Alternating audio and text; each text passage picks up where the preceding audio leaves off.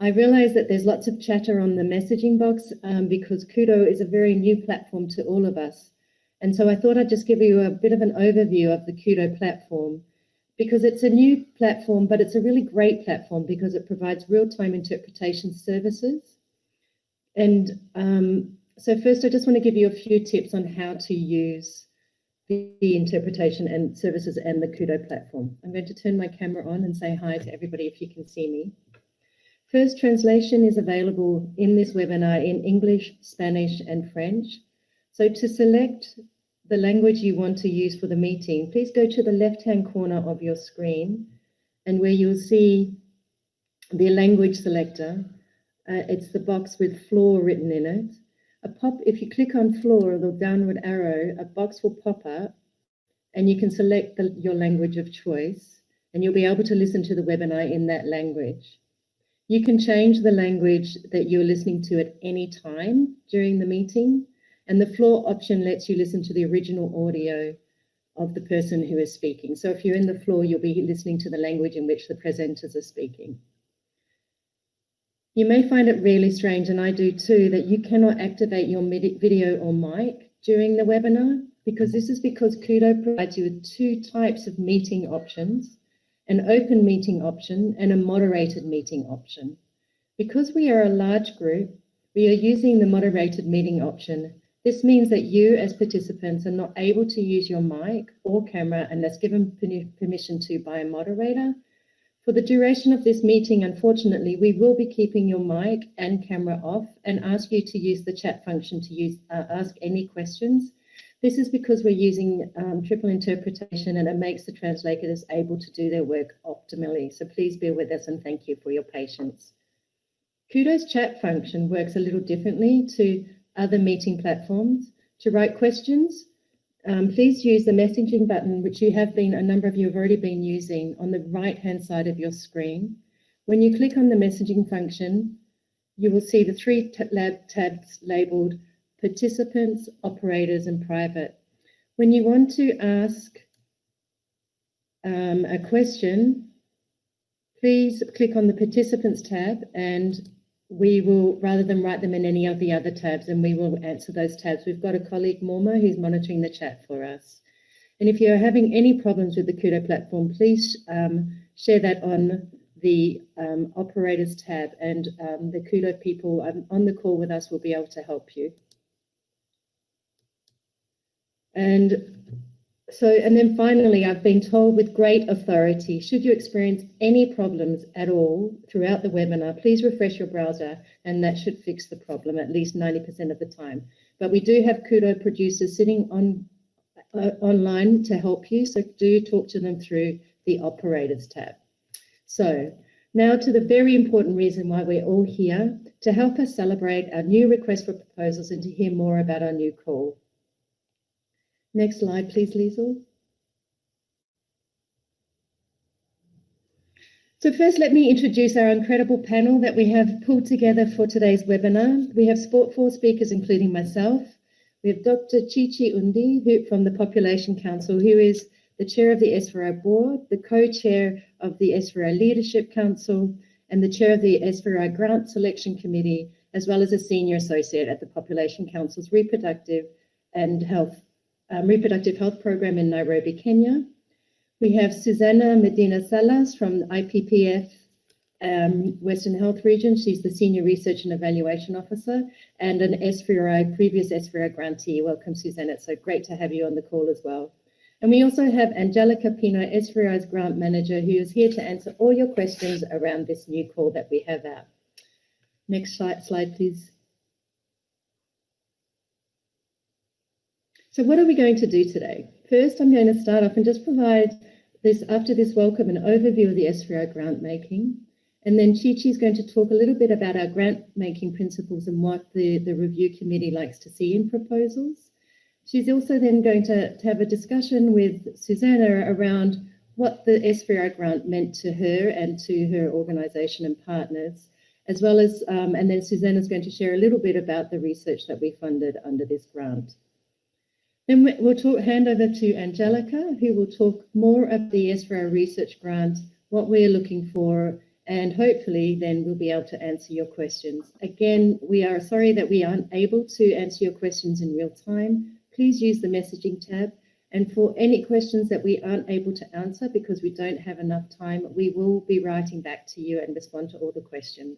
So please note, we are taking note of all your questions, and if we don't get to them, we will get back to you. Thank you. Liesl, next tab, please. So first of all, I'm going to provide you with a bit of an overview of SVRI grant making over the past years. Next slide, please. But before doing so, for some of you who may not know who the Sexual Violence Research Initiative, I just wanted to give you a brief introduction of who we are. We were established in 2003 as part of an initiative working to address what was then known and still exists, the 10/90 gap, where less than 10% of the worldwide resources devoted to research are put towards health in low and middle income countries, where over 90% of all health preventable deaths worldwide occur. So the SVRI works to address that gap, and we continue to do so to increase research and research resources on violence against women and violence against children in low and middle income countries. We do this through building evidence, strengthening capacity, promoting partnerships, and influencing change. And every 2 years, we host the SVRI Forum, which we hope all of you will, on the call, attend our next one to be held in Mexico in 2022. So now to our grant making. Next slide, please, Liesl. The SVRI, we have been grant making in different ways since 2013, 2012. And in 2013, we formally launched the SVRI grant. And in 2015 to 2020, we created a pooled fund with the World Bank Group, where we jointly funded the SVRI World Bank Group Development Marketplace Awards. During this time with our partners, we have awarded 59 grants disbursing over $6 million. And this year, we are really, really proud to launch the SVRI Research Grant, Knowledge to Action to End Violence Against Women and Violence Against Children in Low and Middle Income Countries. This is a pooled fund between the SVRI, an anonymous donor, and CEDA. And many, many thanks to our funding partners and all our colleagues that make sure that this grant making works so effectively. Next slide, please. So I thought this would be a really good opportunity just to show you where we have been making grants. We've worked very, very hard as grant makers to ensure regional diversity in our grant making, with around 40% of our grants being awarded in Africa, 20% in the Middle East and North Africa, and 10% in Latin America, 10% in East Asia and the Pacific, 10% in South Asia, and 10% in Europe and Central Asia. And we are very committed to working super hard to ensuring more equity in the way in which we grant make and promoting diverse voices and inclusion in this process. Next slide, please. Just some of the grant outputs that we've received since we started grant making. The different types of outputs produced by grantees include posters, conference presentations, blog posts, briefing papers, project reports, peer-reviewed journal articles, research reports, project videos, and of course manuals.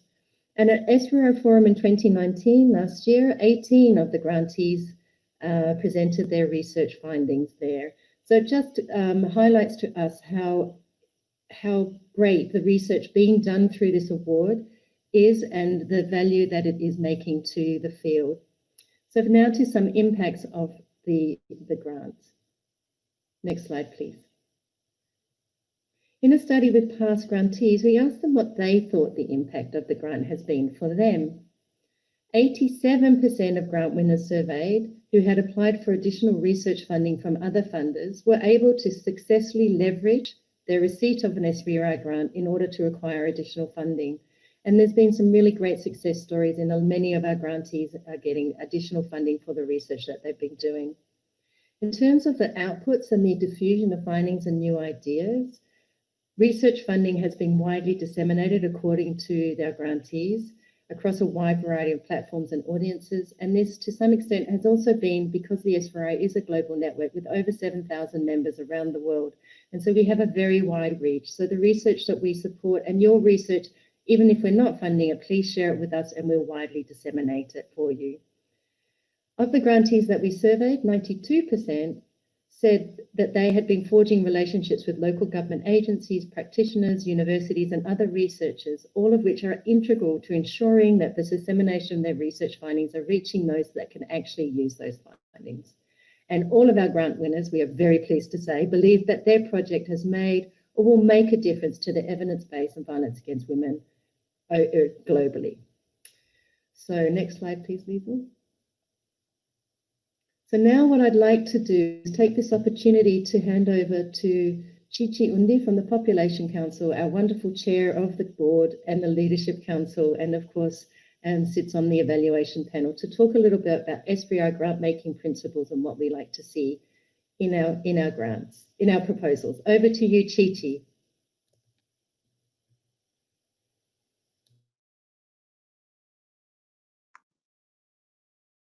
Okay, thank you, Liz. Can you hear me? Yes, I can hear you. Okay, excellent. Thank you very much. Very nice to see everyone. Lots of people from all over the world, from what I can see in the chat box. And apologies for any of the technical difficulties. I know that this session, I believe this session is being recorded. So for those who still can't hear or can't see the slides, just know that there's a backup that'll probably be circulated. I think that's the case, Liz. Correct, Chichi. We'll be sharing the link after this. Sure, thanks very much. So I'm really pleased to, just have a few minutes to really demystify SVRI's grant-making principles. And thanks, Liz, for the opportunity to do so.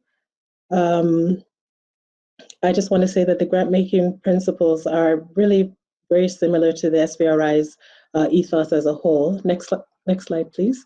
So what I'll be talking about while we're really focusing on grant-making, these are really the principles that undergird the SVRI as a whole, and you'll find that that really carries into the whole proposal review and selection process. So the first thing I'd like to touch on is the fact that the SVRI really embraces a feminist approach to its work. So meaning that it's really important for the work of the SVRI and the work that it funds to be really firmly grounded in women's realities, and to really explore and even challenge the various power dynamics, power imbalances that we see in society, but not only in society, but even power dynamics within the research endeavor itself. As we know, the research process has power imbalances of its own sometimes, and the SVRI is quite appreciative of the exploration of that reality, in addition to trying to address it as well.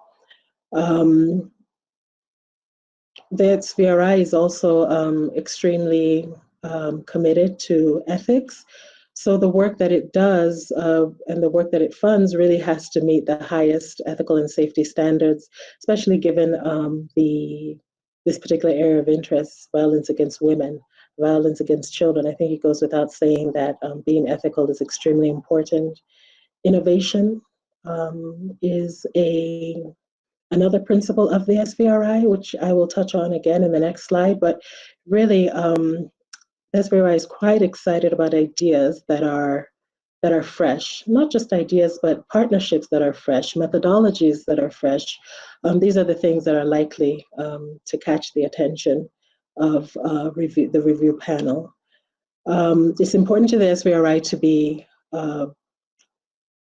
to use evidence-informed approaches, and that's why this grant exists in the first place, because it's really important to ensure that our responses to the issue of violence against women, the issue of violence against children, are informed by evidence, and this grant is one way of making that happen. And in the spirit of feminist approaches, being collaborative is something that is privileged as well. So it's much more interesting to work with multiple organizations as opposed to having a single researcher focusing on a particular subject. So collaboration can mean many things. It could involve cross-sectoral partnerships, it could involve multidisciplinary partnerships, but these kinds of partnerships that help us each think differently and feed off of each other, build off of one another, is really important. And then, of course, diversity. And here the focus of the SVRI is really on bringing in the voices of a diversity of players, particularly from low and middle income countries, whether those be researchers or survivors themselves or other marginalized groups. Diversity really is a key principle. In addition to gender equality, which goes without saying, given the focal area of the SVRI call for proposals. And then finally, research and work has to be actionable. So today we're talking about research grants in particular, but it's important for research to be carried out, not just for the sake of research, but research needs to actually be able to be applied. And we need to be able to generate solutions based on the research that we're carrying out, given the urgency and the urgent need when you think about VOW and VAC. And what you're going to find, next slide, is that these principles inform what it is that we like to see in proposals. So if you look at this list on the right, you'll see a number of things that you would really expect in any proposal. So the second bullet talks about well-written and concise abstract and concise proposal, well-written as well. The last bullet, talks about having a clear and logical budget with a sound budget justification. And the fifth or so bullet talks about the need for research to be informed, the research idea to be informed by current evidence, in other words, situated in the literature rather than sort of pulled out from a hat. So those are things that you would normally expect in any proposal. But there are a few other things that I think I really should dwell on here on the list. So the first one having to do with research that will advance knowledge on VOW and VAC prevention and response in LMICs ties back in with the issue of innovation and fresh ideas, fresh insights, fresh partnerships. New and interesting methodologies are sort of things that catch the attention of the review panel, particularly because there's so many proposals that do come in, and there are many research ideas that are nice and nice to know about, but there are some that are just really hard to resist because they really are saying something new and pushing the envelope. That's something that the review panel tends to look out for. In addition, I talked about partnerships a bit on the previous slide, but again, when you think about it, policies and programs that need to be developed are much richer and much more impactful when you're bringing multiple disciplines together or multiple sectors. So what we're really looking out for is sort of consortia. They don't have to be large, but some sort of attempt to go beyond an individual institution and develop richness by partnering with other stakeholders that it makes sense to collaborate with. I should point out that there's a focus on organizations, leadership by organizations that are based in LMICs in order to redress the imbalance that we see in the field. And where it is possible, if there's guidance by a local project advisory board, that's sort of another indication of a rich collaboration that is really being informed by local knowledge on the ground. In addition, the ethical issues, even though we're used to seeing that, in any proposal, I just want to emphasize that what we're looking for in proposals is something beyond just talking about how ethical approval will be sought. That's really expected. But when you're talking about such a sensitive issue as violence against children or violence against women, we really want to we want to be convinced that the ethical issues have been considered, and not just considered, but that the applicants have thought of how anticipated ethical issues will be addressed. And then finally, research uptake plans are really important. This ties back to the principle of things being actionable, the research being actionable. And so if research is not just being done for the sake of research, it means that there is a target audience and there's been some thought as to how that target audience is actually going to use this evidence. So beyond just disseminating important information at conferences and writing papers, who's going to use this evidence that's generated? How are they going to use it? And how are you able to demonstrate that this is going to be impactful so that even when the project is over, there is something that sort of lives on? So that's it in a nutshell. And thank you very much. I think that's the last slide. Thank you, Chi-Chi. So I'd now like to ask Susanna to turn her mic on and her camera on to present on some of the work that she's been doing before having a chat with Chi-Chi. So welcome, Susanna. Hello, Chichi. Hello, everyone. Hi, Susanna. Welcome. Thank you.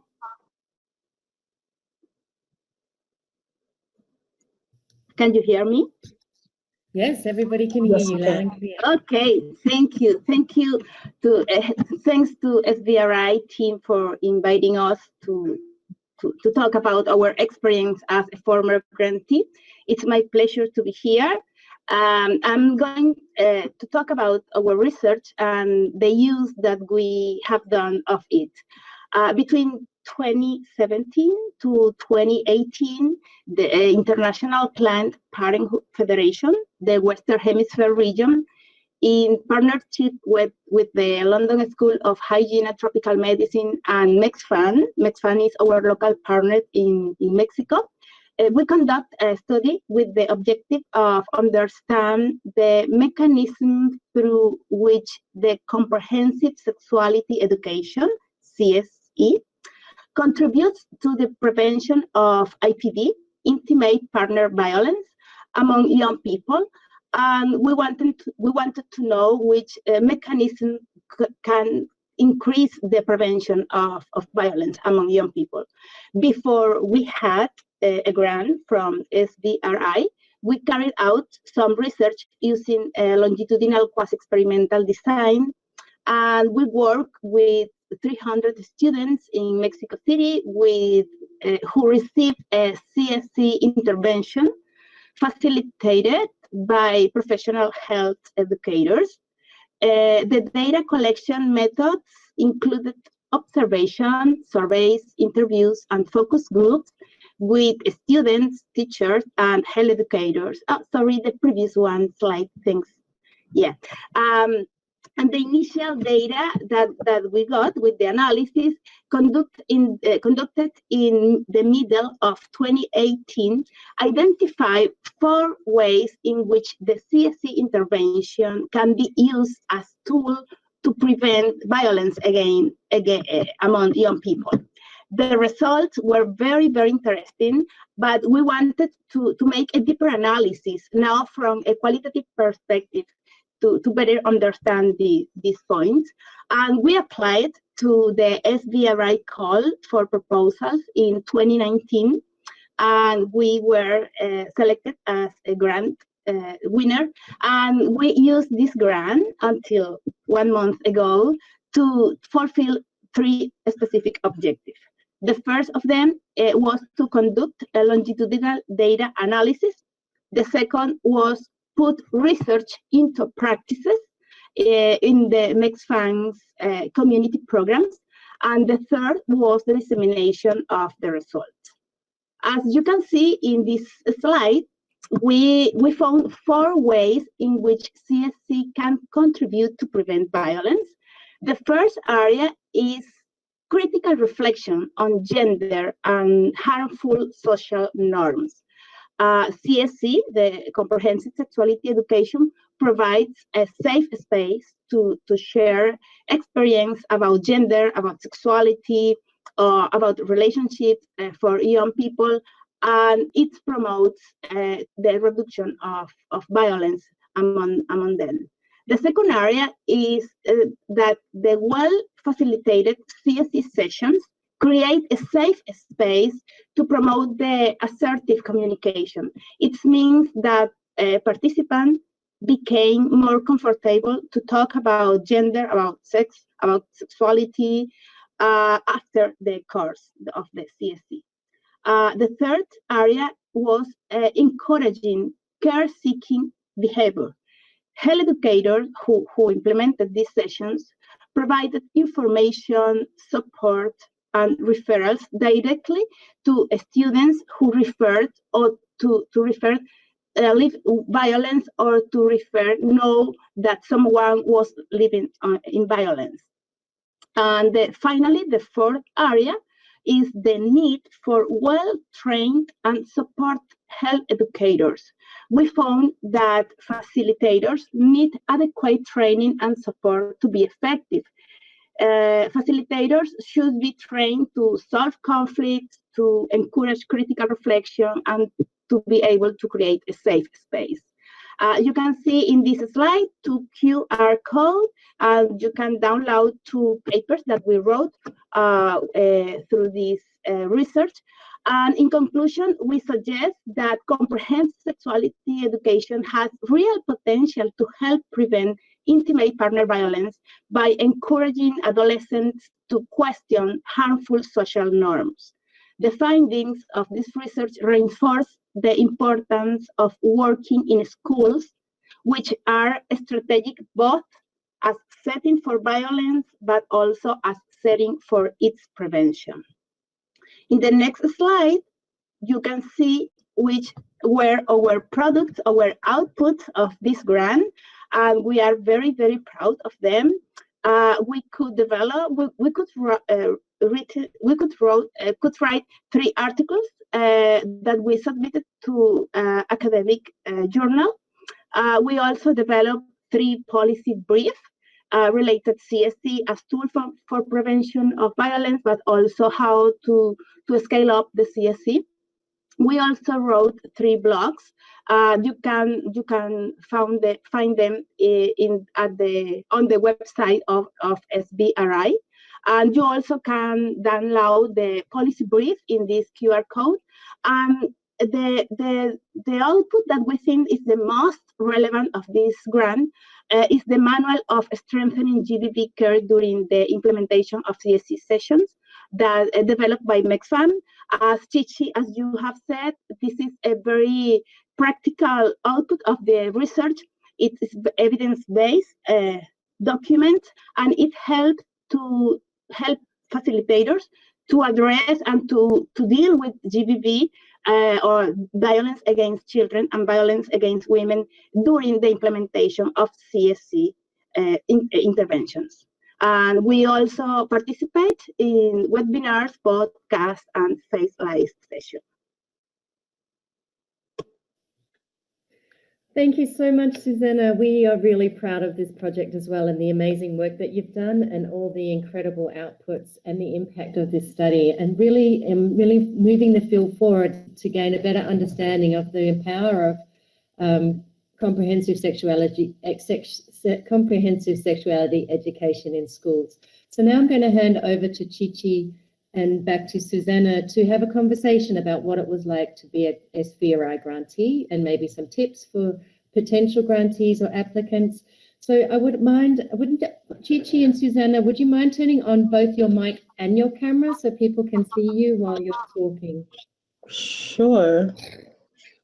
Can you see me now? I can't see myself. No, it's a very... yes, we can see you, Chichi. I can see you, great. And Okay. can you see me? Susanna, can you turn on your video, maybe? It is turned on my video. Okay, okay. so maybe over to you, Chichi and Susanna. Thank you. Sure, I can't see myself, but that's okay. Susanna, really nice to meet you, even though it has to be over. Kudos and congratulations on the work that you've done. So the questions that I have aren't specifically on the research, but on the overall process, as Liz has mentioned. And the first one has to do with, what you feel are like, what's the most distinctive aspect of this particular grant? In other words, like, in what ways would you say that the SVRI's grant making is different, if at all? Thank you, Shishi. It's my pleasure to meet you. I want to comment more than one. One of the most important aspects, I think, is that SVRI grant is specific on violence against children and violence against women research.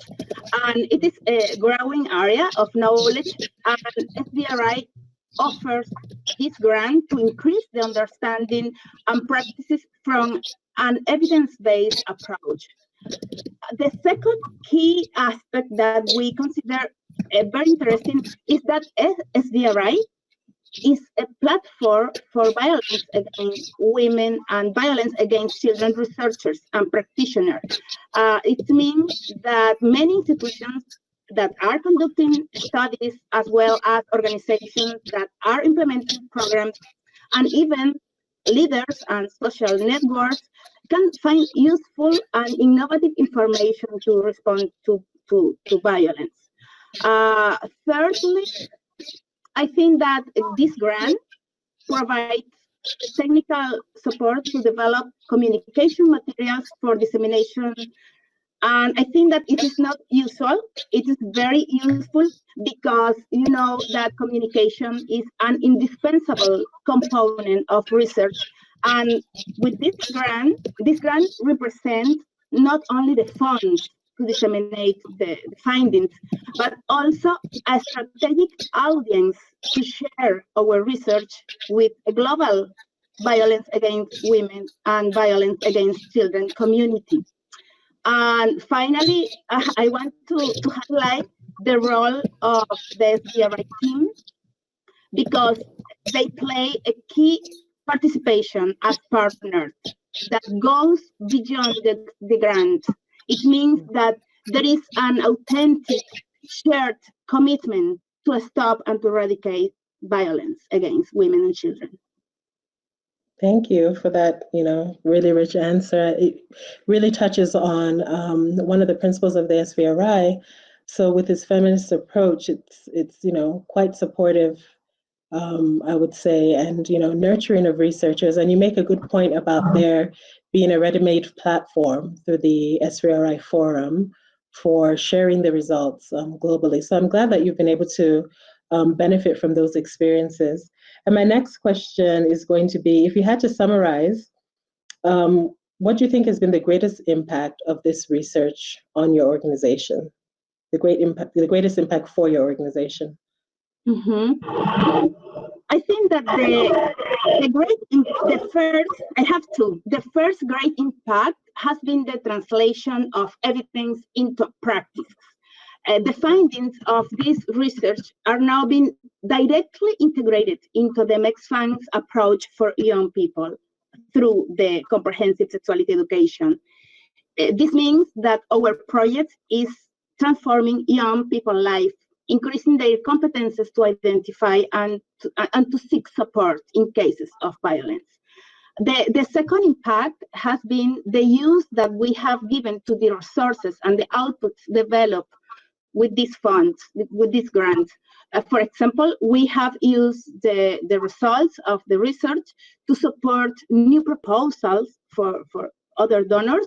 For example, we also have used the resources to support advocacy strategies, highlighting the evidence-based approach that they have to propose and to increase the changes at political level, for example.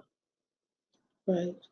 Thanks. And that response really, I think, showcases an example of research uptake, and the fact that it really has to be thought about early on. And I suppose in your case, being with IPPF, you had a prepared platform for ensuring that, your results could really inform your practice globally.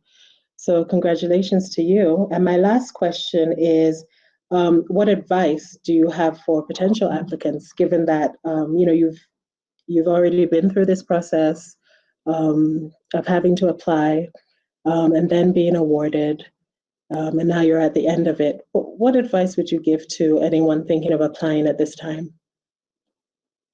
First of all, I suggest preparing their proposals based on the SVRI guidelines. This is very important, and these guidelines are absolutely clear. Based on our experience, I think that a strong review of literature and current evidence on GBV is vital, because the connection of the proposal with previous findings is a key factor for making sure that the knowledge will advance. And I think that this connection is very important to be clear. I think that, for example, SVRI has compiled a wide range of resources that can be consulted on its website, and I think that it's a need, it's a must to consider. I think another advice might be innovation. Of course, innovation is a challenge in our context, like Mexico and all the regions that conform the low and middle income countries. I think that the innovation should be incorporated not only in the methods of research, but also in the ways that we are thinking to respond to, or to prevent the violence against women and violence against children. Last but not least, I think that the communication component, the dissemination, the uptake, should be included an strategic part of the proposal. Thank you. That's really helpful. And I'd just like to thank you for your time and to wish you all the best as you continue with your research uptake activities. Thank you, Susanna. Thank you, Chichi. Thank you, Chichi. It's my pleasure. Sure. And back to you, Liz. Thank you, Susanna. Thank you, Chichi. That was great, and some really great tips for the people listening online. So now what I'm going to do is hand over to Angelica to, I think, answer probably a lot of the questions that are coming up in the chat. So over to you, Angelica. Thank you. Angelica, you're on mute. Yeah, thank you. New system for us. So thank you so much to Chichi for so clearly explaining our principles, the SVR principles and the grant principles, and for Susanna for such a thoughtful and interesting presentation. I really love the thing about taking up your research and really operationalizing the results, so we see their policy in the making. So that's fantastic. So now I'm going to move, the next slides, please, Lisa. We are going to move now to explain to you a bit what are the guidelines of the call for this year and the technicalities involved in applying for it. But first of all, I really want to reinforce what Lisa and Chichi have been saying all along.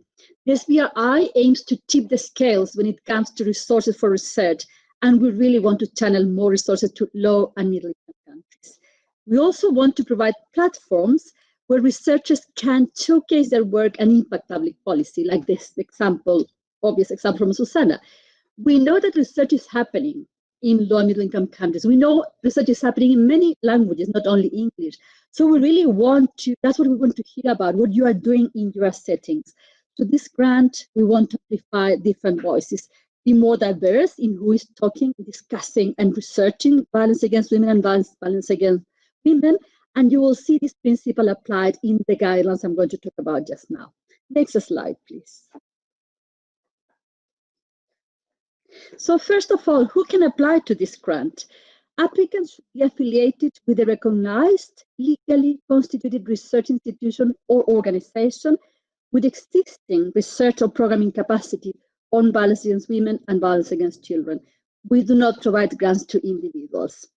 Where appropriate, involve partnerships between multiple organizations. That was again stressed by Chichi and by Lee. So we are talking different type of partnerships: local NGOs, academic institutions, local government and NGOs and academic institutions or researchers. So you can really be very creative about that. Again, back to our principles, preference will be given to proposals submitted and led by organizations based in low and middle income countries. Where appropriate, also, you can have as an objective strengthening the research capacity of the implementing agency.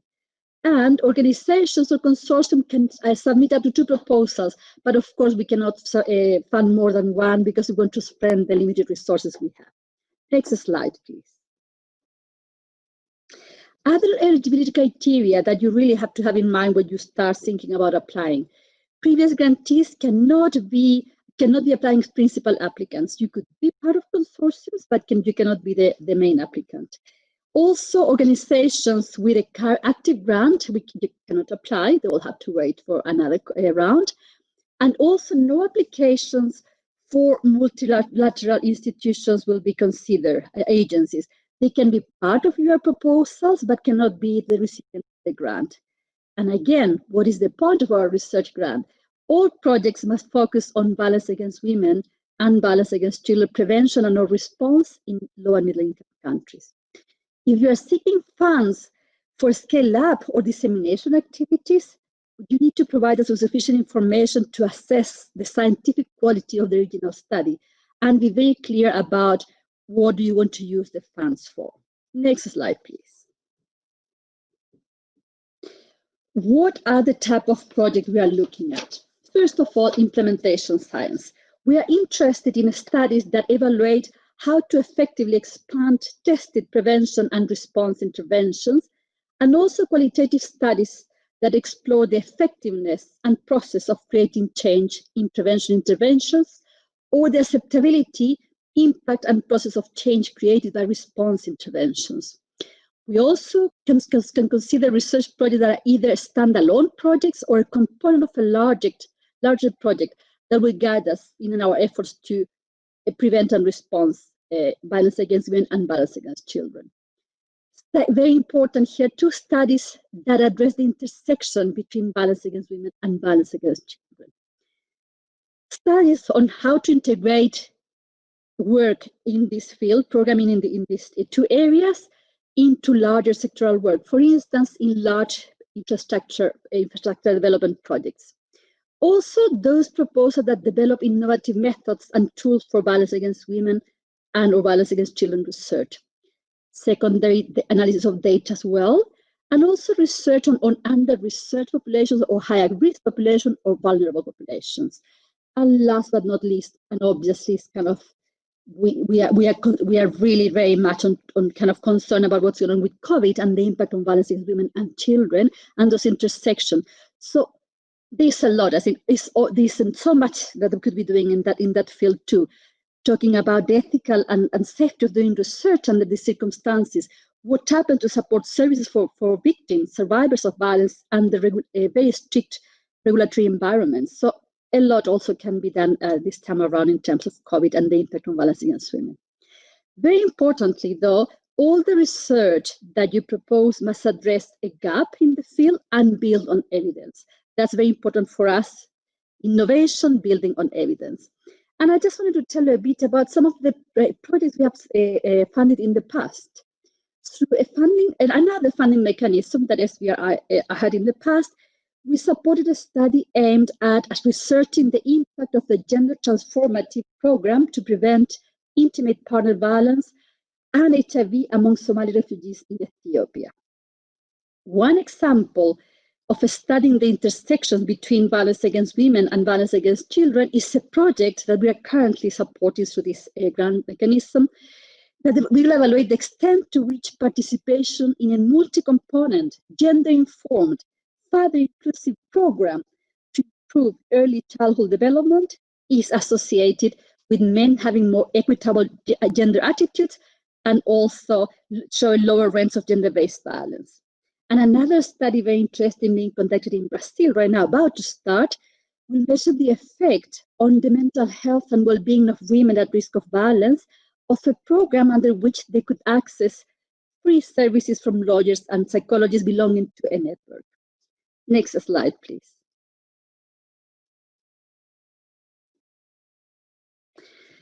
Now going to the very practical things. We are going to provide grants between $40,000 to $200,000 for a period no longer than 24 months. You can submit your proposals in English, French, or Spanish. And the common characteristic of this funding is really funding for a limited period and with very clear measurable outcomes. We are going to ask you to submit a budget also between 12 and up to 24 months using the online application form. Your budget should be a definitive line item, budget for all the direct costs and also admin or indirect cost. We accept indirect cost up to 15%. Very important too, you cannot go over the maximum amount of the grant. And that if you do that, unfortunately, we will reject the proposal at the point of entry. Next slide, please. So how does SVRI organize the applications? We use something that probably many of you already know if you are researchers, which is the Proposal Central. Every application must be submitted by the proposal central online system and must reach us by midnight on the 15th of September 2020 South Africa time. Only applications submitted via the online system before that given closing date and time will be considered and reviewed. Unfortunately, we cannot accept proposals in our email address, and we have already had some queries about that. Again, please do, and Susanna mentioned that, please do take the guidelines. All the information is there in terms of how to go through the process. And if you have any difficulties, please do write to the proposal central address there. Next slide, please. So what is going to happen? After you successfully register with Proposal Central, and then you submitted your proposal, we're going to go through a review process. The grantees are going to be selected through a rigorous multi-layer selection process. Once the deadline is closed, all the proposals will be scanned by SVRI staff, and we're going to start taking the basic eligibility criteria and what will be excluded at this point in time. So what proposals cannot pass to the next stage? Applications that are off topic, applications that are not going to conduct research in a low or middle income country, those that exceed the project timeframes or budget requirements, those submitted late, and those, again, not submitted by the online application system, and those that do not meet the basic administrative application requirements. Also here is very important, I want to enforce what Liz mentioned before, it's very important to provide a very clear and concise abstract. Proposals with well-written abstracts are more successful than proposals with poorly written ones. So then we are going to move to the stage 2. So we have been cleaned up all the proposals submitted, and we said this one can move or not. The SVRI staff, along with the technical team, will undertake a more thorough review of the applications using a criteria I'm going to mention just now in the next slide. We are going to shortlist between 20 to 30 proposals found eligible and technically solid to go through a final review by a panel of experts. So we are moving to stage 3 here, and the external international expert review committee is made up of representatives with technical expertise in the fields of violence against women and violence against children, and also proposal review experience. This is an independent panel, as I mentioned, and they work on a voluntary basis, which we very much appreciate. So after that panel review, these 20 or 30 proposals, we move to the final proposal that will be selected. This whole process is quite long, from the moment you submit your application to the moment you get a response, about 4 to 5 months. And this is because we think really we need to go through a very thorough and fair process. Next slide, please. And what is the panel of experts going to do? They're going to have a particular criteria, and they're going to score you against these key parameters here. And again, going back to the use of the guidelines, you have to read the guidelines. In the guidelines, we explain how we're going to score, and we also pose key questions that our panel is going to be reviewing. Overall merit. We are going to be asking, will the project build evidence for the response and or prevention of the intersections between violence against women and violence against children in low and middle income countries? Second, the research project design and methods. Is the design method sound, feasible, and relevant to the questions being asked by the research? Significance of the proposal. By that we mean, will the project advance basic theoretical concepts, improve or enhance policy and practice in the field of violence against women and or violence against children prevention and response? How is your team constituted? Is the training and experience of the project manager, of your PIs, and the team appropriate for the project you are suggesting? Are the roles and responsibilities of all the project partners and their team clearly outlined in the proposal? This is very important for us. And again, going back to the ethical considerations, which you can see are very important to SVRI. Will the project be conducted in a professional manner in accordance with the applicable international ethical guidelines?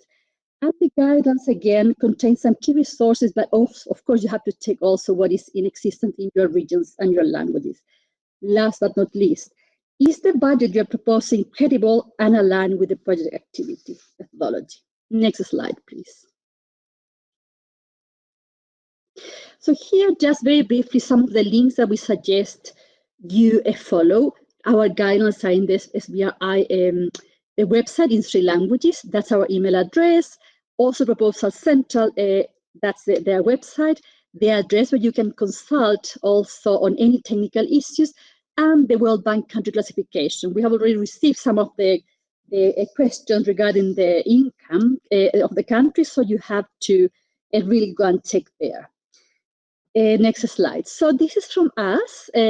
Also, I just want to stress that we are very happy to respond to all kind of technical questions or the guidelines content, but we are not going to be able to provide any feedback to draft proposals, because that would be, of course, that would endanger the transparency and fairness of the process. So thank you so much, and we look forward to receiving your proposals. And we are now moving to the Q&A. So I think we have some already questions posed there. Yes. Got lots and lots of questions that are listed. There are some that, given that we have 10 more minutes, there are some that I could work through quite quickly, and then some that I'll hand out to the panel. So I'm just going to work through some of the questions that are on the chat, and the ones that we don't get to, we promise we will answer by email or through the frequently asked questions. One of the questions is, can we have all investigators come from the same institution? Of course you can, but just remember we have a principle about preference for proposals that come from consortiums that have multiple and diverse voices in them.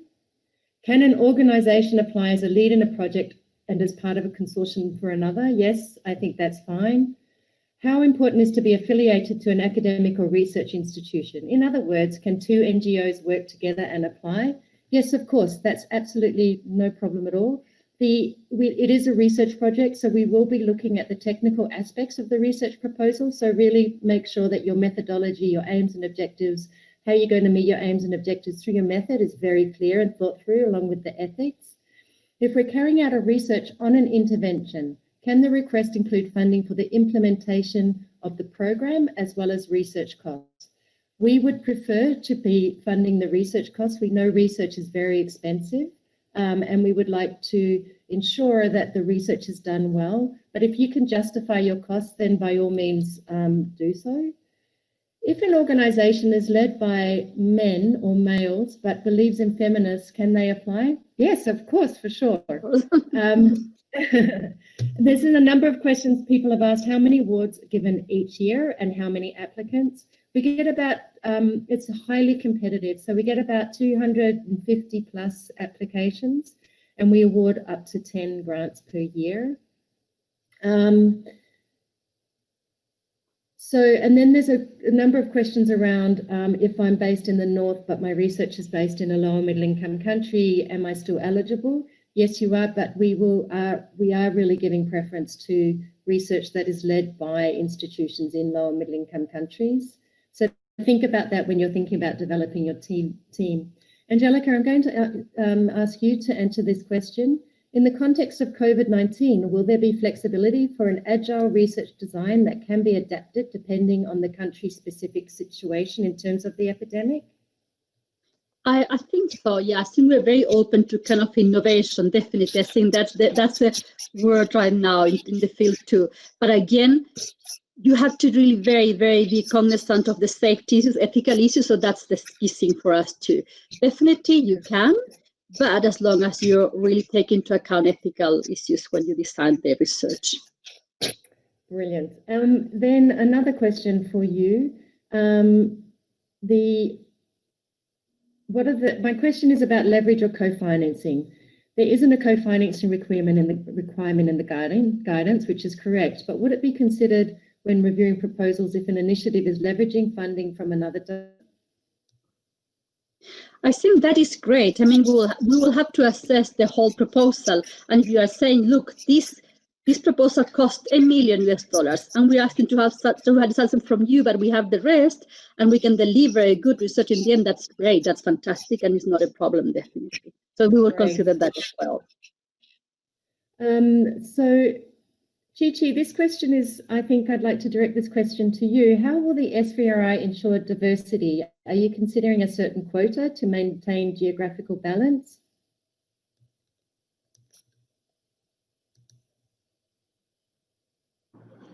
I think that it really depends.